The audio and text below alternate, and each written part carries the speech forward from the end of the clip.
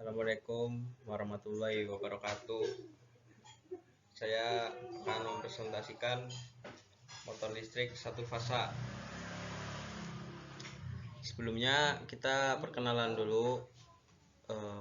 Nama saya Dimas Ali Pratama, kelas 2A dengan NIM 22020026.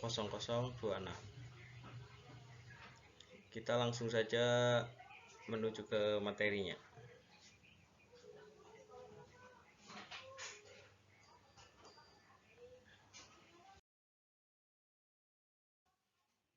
Ini materinya, kita langsung ke pengertiannya. Motor induksi satu fasa.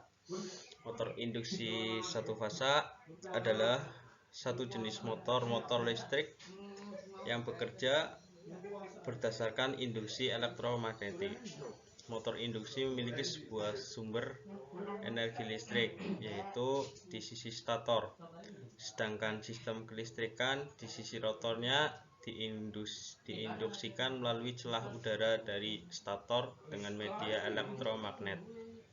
Hal ini menyebabkan diberi nama motor induksi. Contoh di industri ini adalah sebagai penggerak seperti kompresor, pompa, penggerak utama, proses induksi atau mil, peralatan workshop seperti mesin-mesin bor, gerinda, kren, dan sebagainya.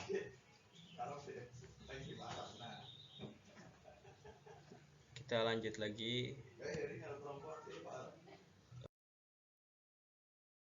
Di sini motor arus bolak-balik atau alternating current. Motor arus bolak-balik atau AC terbagi sebagai berikut. 1.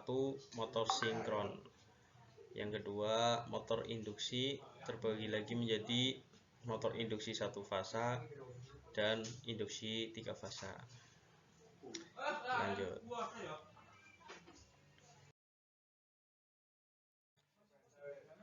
Motor induksi satu fasa. Konstruksi motor induksi satu fasa terdiri atas 2 komponen, yaitu stator dan rotor. Pengertian stator adalah bagian dari motor yang tidak bergerak, dan rotor adalah bagian bergerak yang bertumpu pada bantalan poros terhadap stator. Motor induksi terdiri atas kumparan stator dan kumparan rotor yang berfungsi membangkitkan gaya gerak listrik akibat dari adanya arus listrik bolak-balik satu fasa yang melewati kumparan-kumparan tersebut, sehingga terjadi suatu interaksi induksi medan magnet antara stator dan rotor. Bentuk dan konstruksi motor tersebut dapat dilihat pada gambar berikut. Nah, ini contoh gambarnya. Kita lanjut lagi.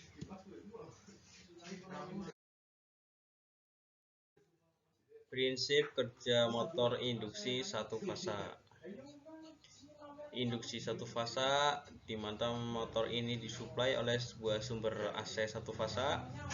Ketika sumber AC diberikan pada stator winding dari motor, maka arus dapat mengalir pada stator winding. Flux yang dihasilkannya oleh sumber AC pada stator winding tersebut disebut sebagai flux utama.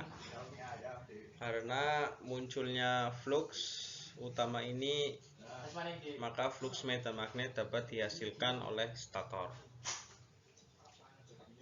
Kita lanjut lagi.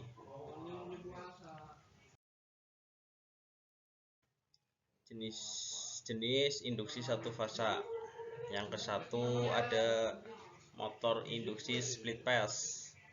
Motor jenis ini menggunakan kapasitor di salah satu stator windingnya, di mana besarnya kapasitas dari kapasitor sebisa mungkin dibuat kecil. Misalkan kita memiliki sumber arus 2 fasa dan sumber ini disambungkan pada motor jenis ini, maka arus yang mengalir pada salah satu winding akan memperbesar dan mengalami pergeseran fase. Akibat dua hal tersebut, motor akan dapat berputar karena perbedaan flux dari masing-masing winding. Torsi yang dihasilkan dapat mencapai kecepatan maksimum dari motornya. Jenis ini sering dipakai pada beban 200 watt. Ini contoh gambarnya. Kita lanjut. Yang kedua, motor induksi kapasitor start. Motor jenis ini kurang lebih sama dengan motor induksi tipe split phase. Perbedaannya adanya switch yang dipasang antara salah satu stator winding dan kapasitor. Kondisi dari switch akan menjadi close pada saat mulai berputar dan menjadi open ketika motor mulai mencapai kecepatan yang diinginkan. Umumnya belitan pada winding yang diserikan dengan kapasitor dibuat lebih banyak untuk mencegah panas berlebihan. Pada winding tersebut, motor jenis ini dipakai pada alat elektronik yang memakan daya tinggi seperti AC.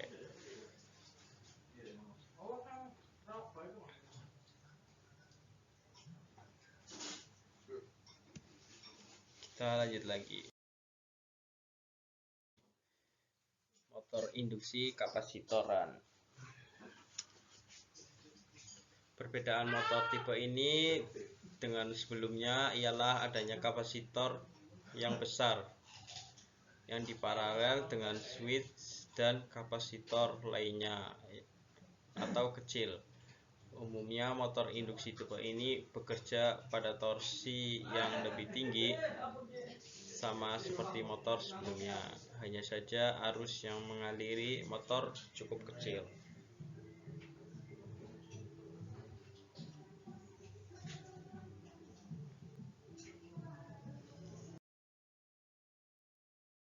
Motor induksi shaded pole.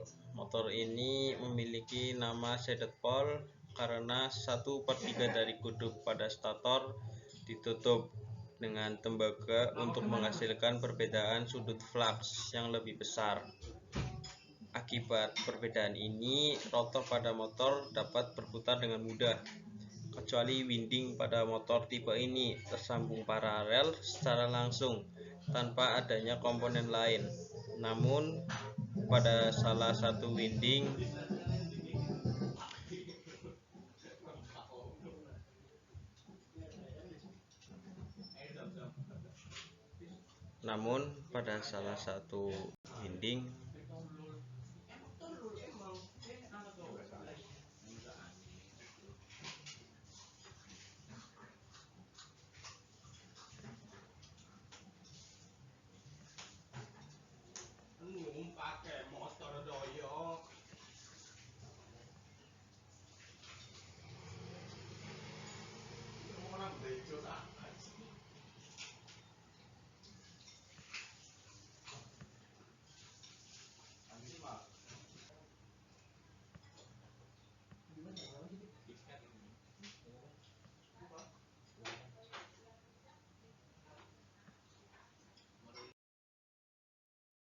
kita lanjut di perbedaan motor satu fasa dan 3 fasa.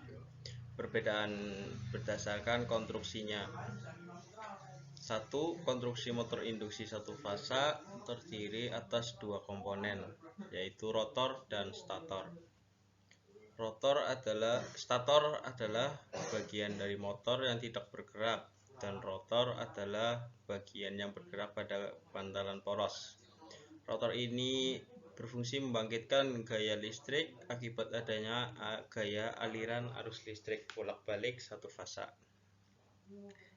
Yang kedua, konstruksi motor listrik 3 fasa memiliki komponen dasar yaitu stator dan rotor. Motor tersusun oleh beberapa batangan logam yang dimasukkan melalui slot-slot yang ada pada motor induksi. Kemudian setiap bagian disatukan oleh cincin sehingga membuat batangan logam terhubung dengan batangan logam yang lainnya. Kita lanjut lagi. Perbedaan berdasarkan prinsip kerjanya. Prinsip kerja motor induksi satu fasa yaitu motor induksi satu fasa jika dialiri arus bolak-balik satu fasa maka akan dibangkitkan medan yang berputar dengan kecepatan putaran medan magnet bergerak memotong lilitan motor sehingga menginduksikan tegangan listrik pada kumparan, sehingga medan stator dan rotor akan membangkitkan torsi yang menggerakkan rotor berputar searah dengan putaran medan magnet. Yang kedua, prinsip kerja motor listrik 3 fasa yaitu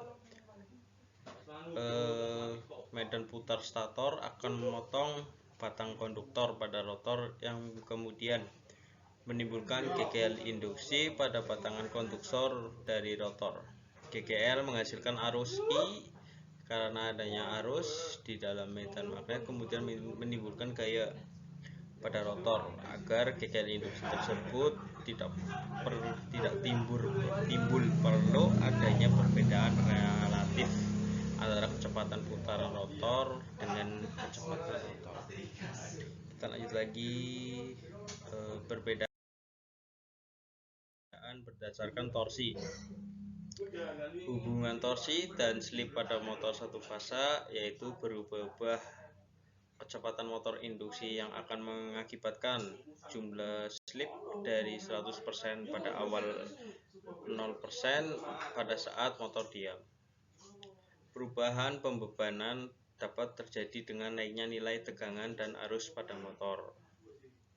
B. Hubungan antara beban, kecepatan, dan torsi. Pada motor 3 fasa yaitu saat motor mulai menyala ternyata terdapat arus start yang tinggi, akan tetapi torsinya rendah. Saat motor mencapai 80% dari kecepatan penuh, torsinya mencapai titik tertinggi dan arus mulai menurun. Pada saat motor mencapai kecepatan penuh, arus torsi dan stator turun ke 0.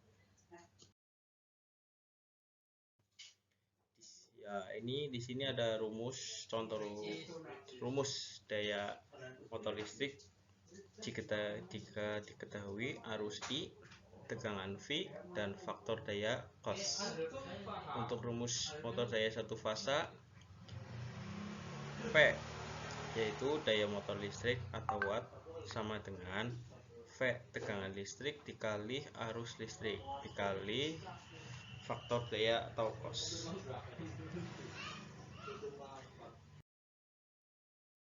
Ini contoh soal 1 dan ini